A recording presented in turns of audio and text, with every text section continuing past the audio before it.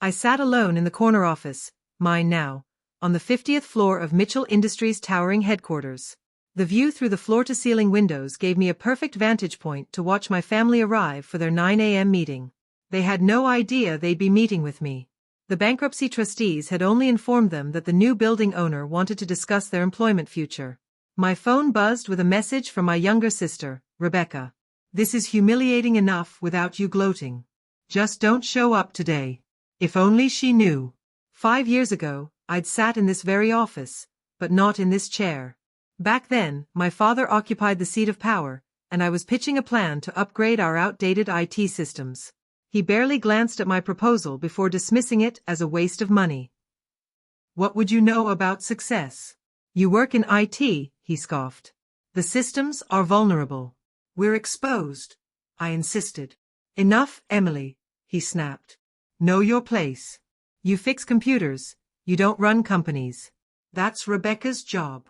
A week later, my entire department was eliminated. They outsourced us to save money. The company I'd grown up in, that bore my family's name, laid me off with a generic letter. Rebecca had delivered the news in her polished suit, her brand new MBA gleaming from every smug word. "It's not personal," she said. "It's just business." Now, watching them trickle into the building via security feed, I thought about those words, just business. About how they'd chuckled when I launched my tech consultancy. About how they rolled their eyes whenever I mentioned my company. Every family gathering was another reminder that to them, I was nothing but a computer girl. The laughter had stopped 2 months ago when a catastrophic data breach exposed every crack in Mitchell Industries' infrastructure. Exactly what I'd warned them about. The scandal crushed their stock. Clients abandoned ship. Bankruptcy followed like a shadow. My assistant's voice buzzed through the intercom. "They've arrived, Miss Mitchell. Conference room A." I stood, smoothing my suit, not a designer label, but custom-fitted and sharp. I'd learned that success doesn't require flashy branding. "Tell them the new owner will join them shortly," I replied. "And Sarah, make sure the janitor applications are on the table." As I walked through the hallway, past the hollow silence of vacated desks, I felt no satisfaction in the emptiness, but I felt resolve. Soon, those seats would be filled again. Not by old Mitchell staff, but by the team from Phoenix Digital Solutions. My company. My legacy.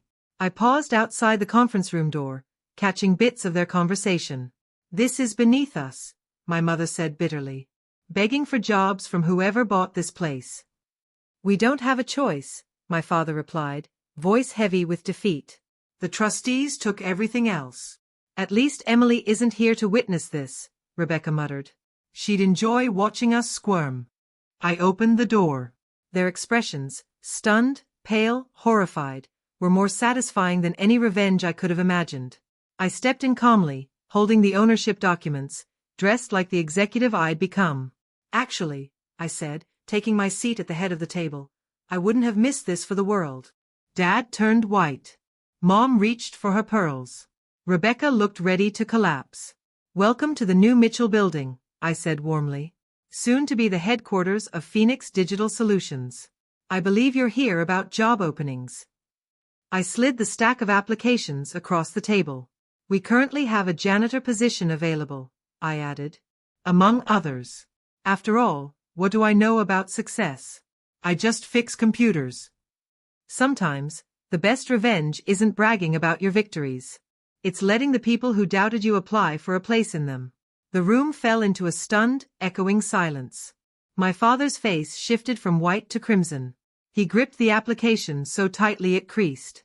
This can't be," Rebecca choked. "We checked the buyer's identity." "Shell corporations are quite useful," I smiled. "Something you might have learned in that MBA program, if you'd focused on more than fancy job titles." Mom's voice trembled. "Emily, darling, maybe we can talk. As a family. Like when you all talked about laying me off?" I raised an eyebrow. "Or when I was removed from the holiday card because IT manager wasn't family image material." I opened my laptop, projecting Mitchell Industries' final quarterly reports on the screen. "Let's talk instead about the $142 million loss you suffered in the breach. The one I warned you about 5 years ago." Dad clenched his jaw. You couldn't have bought this building. The price was 89 million, I finished. Pocket change, compared to Phoenix Digital's value today. Amazing what happens when someone actually understands technology. I pressed a button on the conference room phone. Sarah, please bring in the NDAs and severance agreements. Rebecca's eyes widened. Severance packages? Of course, I said, smiling coolly. I'm not without empathy. Unlike some people, I don't deliver bad news through a mass email. Sarah entered, elegant in the kind of tailored suit Rebecca used to flaunt. My family flinched. I laid the papers on the table. You have two options, I explained. Option 1, generous severance packages, enough to live comfortably while you plan your next move. Provided you sign the NDAs and agree never to work in this field again. And option 2? My mother asked weakly. I tapped the stack of janitor job applications gently. You're welcome to apply for any open role. Entry level, of course. We don't do favoritism here. Rebecca's eyes narrowed. This is payback, isn't it? Just plain revenge. Wrong, I replied, keeping my voice even. This is business.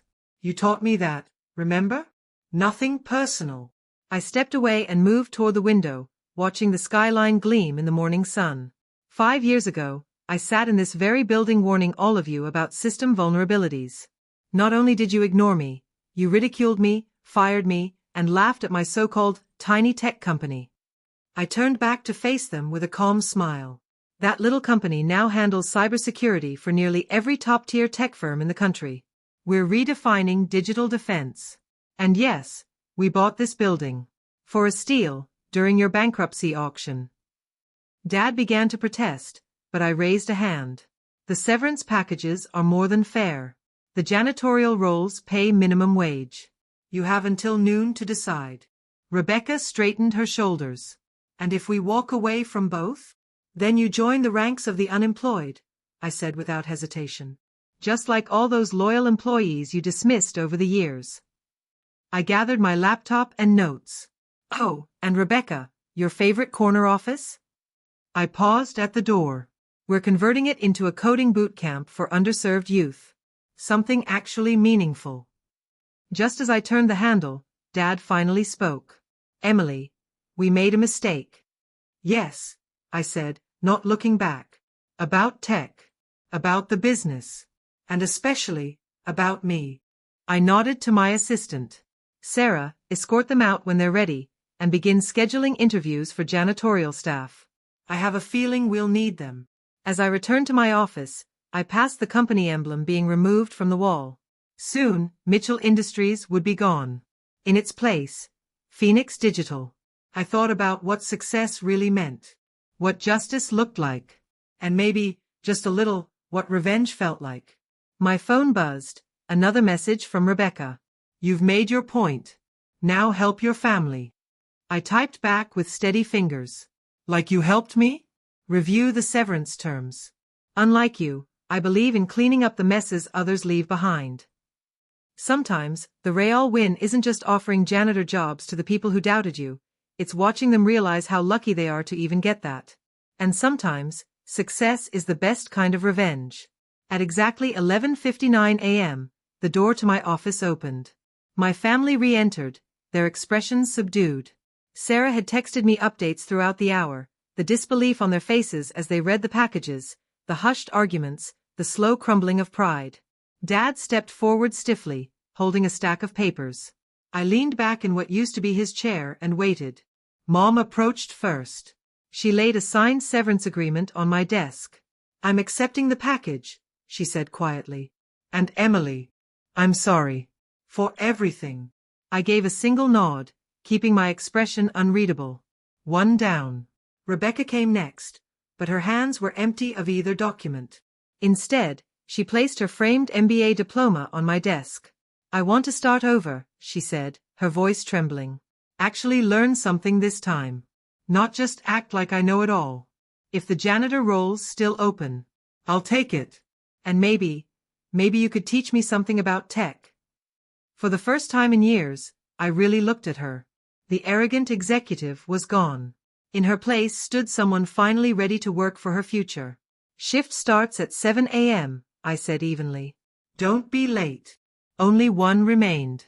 Dad stood silently, gripping his folder like it was an anchor. He didn't look at me. He looked around the room like a ghost revisiting his old life. Are you taking the severance? I asked. He shook his head slowly. No. And not the janitor job, either.